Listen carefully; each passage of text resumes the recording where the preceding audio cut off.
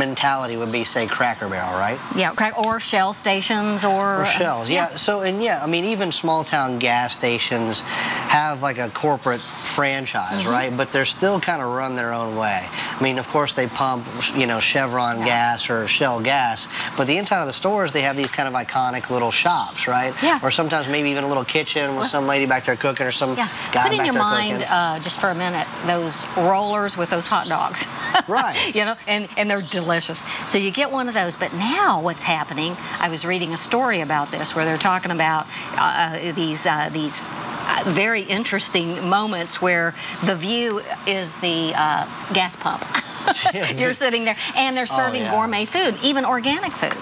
Even organic food. So isn't this a great opportunity for America, really, to kind of go back recapture. to where gas stations weren't a food desert? Yeah. I mean, if you think about the expanses of America and the way we drive, the way we eat on the run, this is a food opportunity to get back to the old days and create good food in gas stations that are convenient. Not just hot dogs on rollers and not just a bunch of processed foods. And if you go back to the country store idea, the Jot 'em Down, Jot 'em Down store is an unincorporated area in Georgia, and a bunch of stores, including one in Lexington on the corner of Russell Cave and Ironworks, actually are called Jot 'em Down. So you remember, I told you earlier what Jot 'em Down meant. So you're going and you jot down your list if you have to get the grocery, and the person that's at the counter does that, and usually it's very, very interesting. They serve pimento, ham sandwiches, bologna sandwiches, Vienna sausages, and it's just iconic. And that's great, and we're going to learn more about country stores as we move into our next little excursion. We'll do an excursion, Jer. Let's go to Jot 'em Down. Let's do it. Let's go to Jot 'em Down. We might go to 2 or 3 more and have a moon pie and a I love this. RC Cola. This is going to be great exploration. It sounds good to me.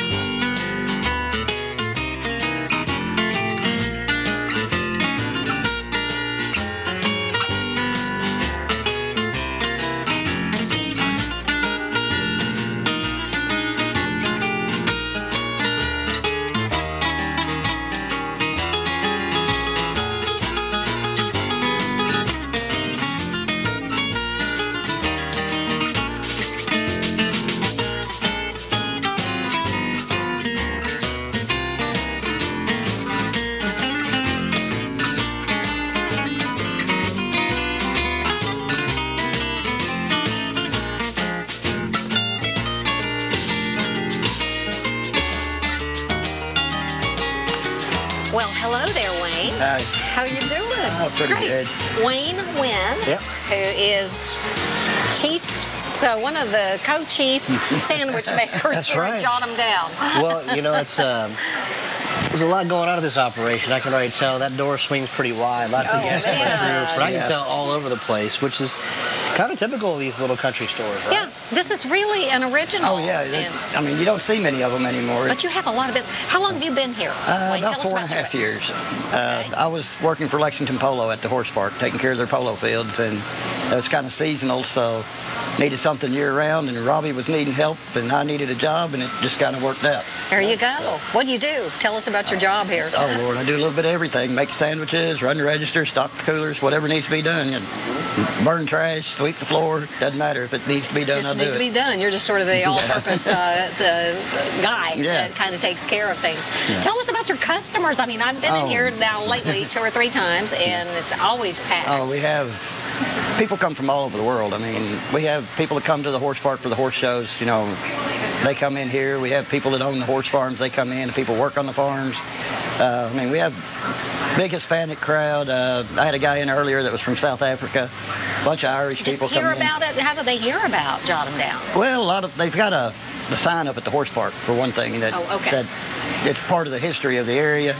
That the federal government gave a grant since 1933 is the store. And actually, Robbie, his family's owned it since then. He's 3rd generation, so. You know, so I keep hearing about like just these country store destinations. Like my mother used to go to a Jot 'em Down store, a little country, corner market. You know, there's a lot of that families even run tabs. Like, you know, I used to go up and say, hey, put this on Granny's tab. You know, they bill it every month. So this is kind of like a kind of a community thing for a lot of people, because there's a lot of people that work these farms that are out this rural area, and they can't go all the way in town and get lunch, right? Well, I know there's not able to get we do. We have people that come from town. I mean, we have lawyers and doctors and everything else that come in. Once we found out about this, when fellows tell me he came out here for Derby Day. Oh, yeah, we have a big Derby party every year. So. Oh, I have to remember that. Yeah, I just find it so interesting that, you know, it's like I said, it services the local area, but more and more places like this are being sought out by destination tourism, or people that just want to relive maybe part of their history. Yeah. Like a guy from South Africa, who knows why? I mean, maybe they have a jot 'em down type of store there, but maybe it's just part of folklore and fiction and image. We have 3 gentlemen that come from Boston every year for the Derby, and they've been coming here for about 30 years. Come in and get a sandwich. They come in for the Derby, and they'll go to Keeneland and watch the Derby out at Keeneland, and they'll come in here. And this is basically their base of operation while they're here. They come in here and spend the day, and then go out to Keeneland. Wayne, I can tell you, any place that has vainis. Have a vaini. Oh, I did, and I had a big red, I had some chips, and I had a moon pie. I'm getting ready to have a country ham sandwich made by my man right here. Tell us about all the sandwiches you make. What are your varieties? We have roast beef, turkey, ham, country ham, bologna, pimento cheese, chicken salad, tuna salad. You are full service. It's, you know, pretty much just any type of cold sandwich. We also have cheeseburgers, barbecue, pulled pork barbecue, grilled chicken sandwiches. What's your most popular thing? Probably the country ham and the bologna, actually. Yeah, bologna sandwich. Yeah, perfect. Bologna, there is nothing better. Well, I mean, I love what you guys do here. Thanks for servicing this, community, and I can't wait to get back here and see how he makes these sandwiches. Can we take a look at you making a sandwich or two? Never know. I might pick up something here on this. He's a chef. He's a chef. Right. Watch the man in action. You never know we're going to learn something special. All right.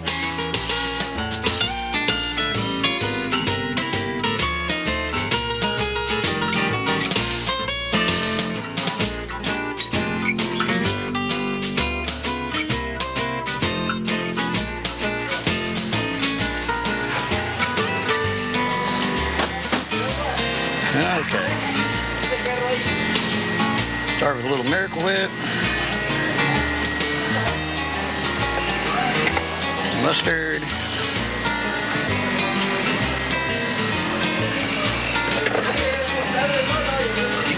Lettuce.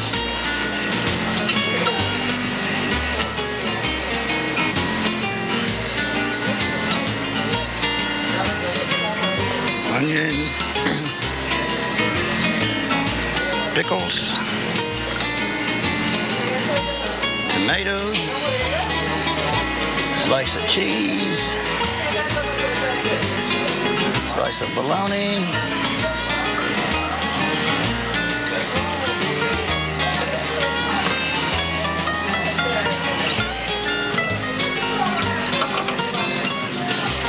and that's all there is to a bologna sandwich.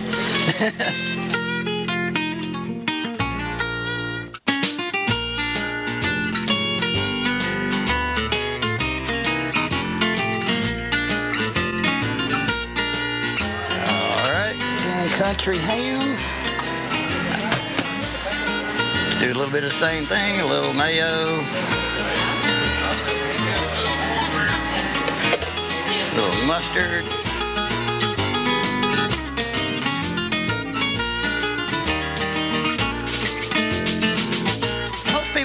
most people anymore don't even want so much on their sandwich, a lot of them, especially with country ham, mostly it'll be like onion and maybe hot pepper cheese or something like that instead of going with everything.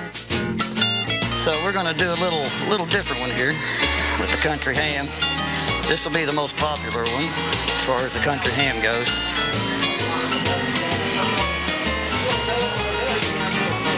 We also have hot Mets that are kind of popular, but we don't get them in very often.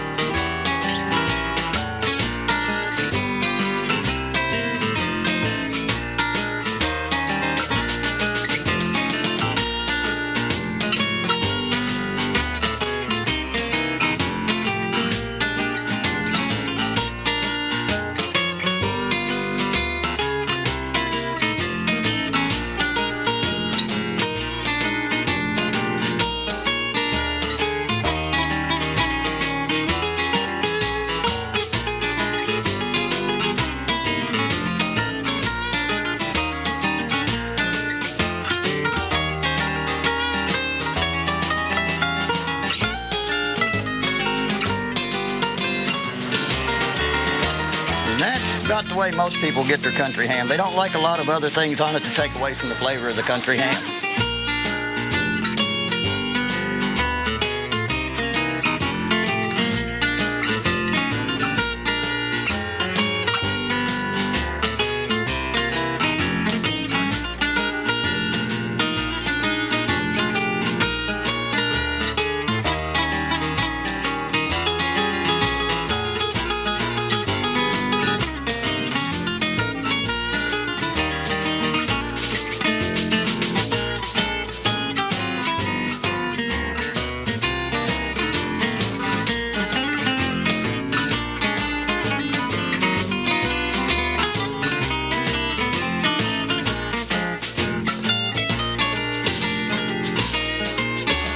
Jeremy?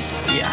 Let's talk fast because I can't wait to get to this. I'm gonna dive right into this. While you're diving in, let me tell you about this store. This was founded by Elsie and Ed Terrell. Oh man, you're killing me. And it was founded as Terrell's General Store in 1933. They listened to the radio all the time, and it was the Lum and Abner show. The two Arkansas store owners, much like this, and they named it, eventually it got named the Jot 'em Down, which alludes to extending credit. The retailer would write down, and I think you've got a story about that in a minute. But let's talk about Lum and Abner first. All right. First of all, one was tall and savvy, and the other was short, dim-witted, and funny. I claim short, dim-witted, but you're funny. Well, you know. Anyway. All right. First of all, Wayne has got this sandwich down, right? This is the bologna and cheese, which, you know, this is kind of like what my mom says to get. Like, this is like exactly what she says. Like, hey, you know, go to a store like this, these old country store. As a little girl, your granny. As a little girl, that's what she would do: is walk up to the country store and get a sandwich and a pop for a nickel or whatever, and sit outside and kind of. You're gonna die when you eat this. Is that the country ham? Well, here, I'm trading half of yours, half of mine, right? Let's go. Because this bologna is mean. Well, you said when you were a little boy, you used to go to a Jot 'em Down kind of store. Little, you know, these little stores up by my granny's house, and I go up there and get, you know, they had the kind of the deli counter with fried chicken and some good southern food, but also sandwiches and, you know, chips and pop and stuff like that. So I get that and just say, put it on Granny's tab. You know, it's almost like these little, you know, markets service a section of the community, or maybe the whole community, and it's part of their lifeblood. It's almost like the kind of feel you get in a farmer's market. That's It's the same kind of like group of people that come and visit these places. And some of them are destination tourism, like people revisiting their past from other counties, and some actually live and work here, and it's just part of their everyday life. And, you know, and Wayne was telling us about people from all over the world come here, and who knew? I mean, I've talked to people now who come here for Derby. They do a Derby party, apparently. I mean, this is just an amazing, authentic place. And a lot of people are trying to replicate this, but really doesn't have quite the flavor.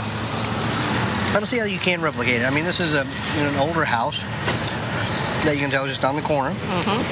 And you just can't build something like this. I don't know. I'm just intrigued by these little old country stores and what they do for their areas and what kind of history they hold. I mean, on the corner of Russell Cave and Iron Pike Works Pike, too. An amazing country ham sandwich. Best bologna sandwich I've had in a long, long time, too. This is so good. Yeah. So, anyway. And Jeremy, you know, we talked about this, too, and we talked about it a little bit in the opening segment. This whole cuisine thing that is going back to authenticity, where people can come in and they see, you even hear the cars. I mean, it's right here in our faces. And people come here year after year after year, and they build that base. And it may be changing, but it's going back to it's sort of things that we've talked about, tradition. Well, I hope that our kind of corner stores and gas stations from now on can kind of learn from something like this, because you don't go in a gas station across the United States anymore, or a little stop and get a proper sandwich or anything like this. You know, this has a feel to it. I mean, even Wayne's it might be a simple bologna sandwich, but there's a craft to the way he does it. And it's just, I mean, it's just incredible the way it's all put together. So, I don't know, there's something like the heartbeat of America here that I think we need to get back to, and mass-produced gas stations that kind of give you that old country store feel. Well, and the corporate gas stations are getting into the act and starting to serve what we're calling gourmet food, Thai food. I was reading about one in Washington State where you can have a nice view of the gas pumps. Right. While you eat your gas station sushi. Right. So I'm going to stay with the gas station sushi, and let's do what they do well, like a good bologna sandwich or a country ham sandwich or pimento cheese or whatever you can get on your hands. It sounds like you can get about anything you want to at the Jot 'em Down store. Yeah. I love that. And remember, we talked about this in the beginning of the show, but they were founded in Georgia. Yeah. And it's actually the name of a wide place in the road. The Jot 'em Down store. And you go in and they jot down your grocery list or cross off your grocery list as you shop. You can get your Viennies, you can get... And now Robbie was telling me they're having trouble finding the pickled pig's feet and pickled sausages. High demand. High demand.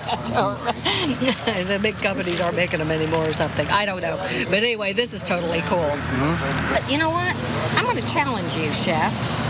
I want you to go back to Azure, and you, with your culinary background and education, I want you to make us a bologna sandwich. You know, I think I'm up for the task, and it may not hold a candle to Wayne's at the Jot 'em Down, but mine's going to give it a run for its money. You're pretty good, and that's going to be the Wayne challenge. Yeah, so check this recipe out. All right.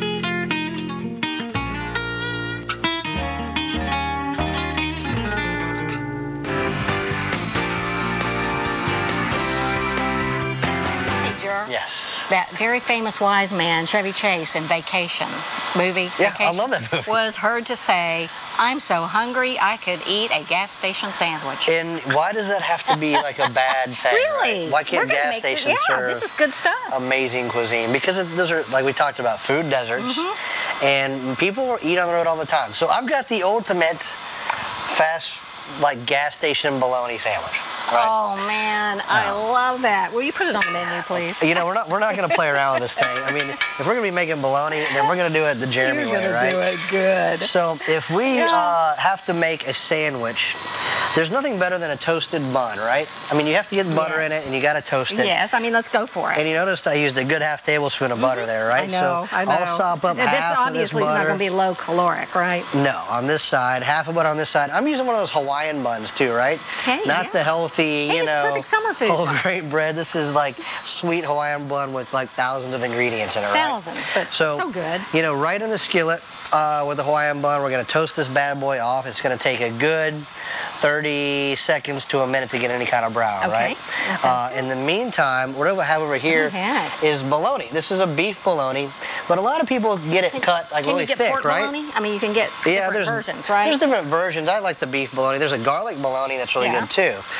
So some are made with pig, some are made with beef. All in all, some probably made with everything. I don't know, maybe like whatever they can find. A burgoo kind of bologna. Burgoo bologna. Pickled bologna. That's pickled bologna. That's good. So anyway, this is sliced razor thin because I love like sandwiches that are deli thin, and when you slice the meat like that, it kind of gives this elevation, this fluffiness and texture to the sandwich, right? The wrap on things like bologna is that they are kind of off meats, not mainstream meats. Talk to us about that, because I know you have talked in your work about the importance of, ooh, that looks so good, of using all the animal. And, you know, Vienna sausages, who knows what, you know, I mean, what's in that? Well, you know, honestly, it's just the animal. I mean, you're eating pig, right?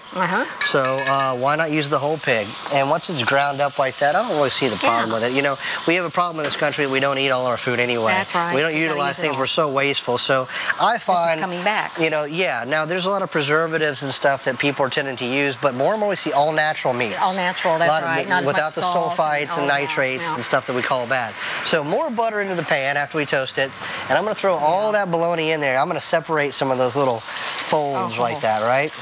Yeah, because, you know, my granny and my mom and my aunt, Bert, you know, they always talk about fried bologna sandwiches. Hey, my dad would get pickled pig's feet. Right. That was a delicacy. It's a delicacy, right? Yeah. So we're going to not play around. We're going to fry up this thinly sliced bologna and all this butter. It's going to be a mega sandwich, too. It is not. I've got probably a good half a pound, maybe six ounces of bologna in there. So let this get as crispy as you want. I kind of like mine just to be hot and steamy. Not exactly crispy and fried up that much. You buy bologna, it's fully cooked, right? Yeah, we're not talking about needing... You could have it on white bread with American cheese. And please, yeah. Just a cold sandwich with mayo. Right. Now, I'm all about eating healthy, but sometimes a white bread, a slice of tomatoes, some mayonnaise, and bologna is just the right thing to do. Occasionally, you know, you gotta enjoy food, right? So, we got butter in there, right? What are you going on? I'm going to add like a buffalo sauce or a hot sauce to it, and not much. I just want to give it a little bit of that good spicy undertones. Okay. What's that made of? All cayenne peppers and vinegar and garlic and a little bit of sugar and spices typically. You can make your own at home with your end of the season chilies, which we can talk about on the show sometime. But this one I just bought from my favorite brand. I won't say that on the air, but you can guess on what that one is. So a big pile of fried bologna, right? I'm going to move that with all its nice juicy drippings over to this bun and just let it sit there and soak that butter into the bun for a second. I can't wait to see what comes next because there's some pretty ingredients sitting there. Right. Including a beautiful tomato. You said tomatoes are really coming, of course, in July. I guess they should, right? That's right. So a little bit of egg. Okay. I'm going to fry it. And I turn up my heat. That way I can kind of sear the outside and still leave a little bit of a runny center because that's kind of part of the sauce, right? This sandwich is literally just going to run down your... This sandwich is getting richer by the minute. Right. So over here we'll kind Chevy Chase, where are you, honey? Start constructing what we're going to do here. I got a nice big pile of fried bologna. I'm going to add some bib lettuce, nice and tall. That's pretty. Locally grown. It's got a nice crunch and it's velvety. Now I've got a pimento cheese and I make mine kind of loose, almost like a spread, right? So I like it for dipping. I'm going to use a nice batch of pimento cheese, which I can give you the recipe for on the top of the bun. You make delicious pimento cheese. I've tasted that. Yeah, we like it. And don't hold back, you know, because if I'm going to get this thing is popping at us, right? Woo, watch out. Sure. All right, so that's okay. We're going to flip it. Oh, how do you do that? And I'm just going to turn it off. You know, my egg would have ended up over there. I think it's really mad at us today, right? Really? It really knows what's going to happen as we put on that bologna sandwich. I want a bite of this. I'm sorry. I know you do, right? So we'll kind of let that keep cooking a little bit the inside of the yolk. A nice slice of tomato. Oh, the sandwich. Right? And I'm going to kind of curl the lettuce up because I want you guys to see that bologna at the bottom when we take pictures of it here in a minute and eat it. So fried egg. And that egg looks pretty. Right on top. Pimento cheese, top of the bun. Oh, that is a Dagwood. You know what you remember a Dagwood? Do you remember? Dagwood sandwiches are kind of like a 10 inches tall. So, all right, try to eat that, right? It's just like a big mess. That's a fork and knife sandwich is what I call it. It is a fork and knife sandwich. But, I mean, come on, check this thing out. We got pretty thinly sliced bologna. This is a good angle here. Thinly sliced buffalo bologna, bib lettuce, sliced tomato, fried egg, pimento cheese on a Hawaiian-style bun. Can't beat it. You're going to eat this, right? Honey, every bit of it. Get yourself another one. So can I smash it like you're supposed to? Oh, yeah, make the juices flow. Grab that thing and bite it. I love it. All right, dear. Let's do it. Don't hold back. Okay, this involves, oh, look at that. Okay. Oh, man. I swear I could eat the whole thing and you'd have to haul me out of here on a stretcher.